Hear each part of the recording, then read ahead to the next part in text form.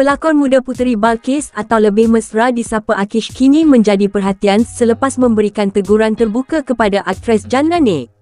Akish, 19 tahun, dilihat bersikap tegas dan menyuarakan rasa kecewa terhadap apa yang didakwanya sebagai sikap sinis Janna dalam memberi pandangan mengenai isu yang menimpa dirinya baru-baru ini. Menurut Akish, apabila seseorang berdepan kecaman atau kata-kata kurang enak daripada orang sekeliling, kesan itu pasti meninggalkan jejak yang mendalam. Kalau saya maki akak Janna hari ini 20 kali, akak boleh lepaskan saya tak? Jawapannya tidak, sebab akak ada maruah yang perlu dipertahankan. Tapi saya yakin, makian saya akan tetap segar dalam ingatan akak, tulisnya di Instagram. Dalam hantaran sama, Akish turut meninggalkan kata-kata yang agak pedas dan menimbulkan kontroversi, menegaskan bahawa beliau tidak takut menyuarakan perasaannya.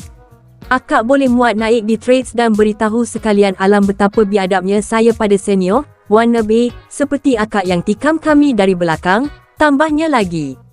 Perkongsian ini dipercayai dibuat selepas Janna memuat naik hantaran tentang melepaskan dendam dan tidak menyimpan rasa marah, tanpa menyebut sebarang nama.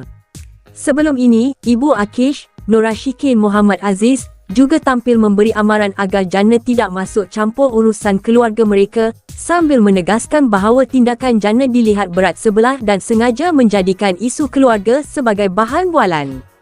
Situasi ini jelas menimbulkan kekecohan dalam kalangan peminat dan pengikut media sosial, kerana ramai yang kini tertanya-tanya apakah akan ada perkembangan lanjut atau pertemuan di antara dua figura ini.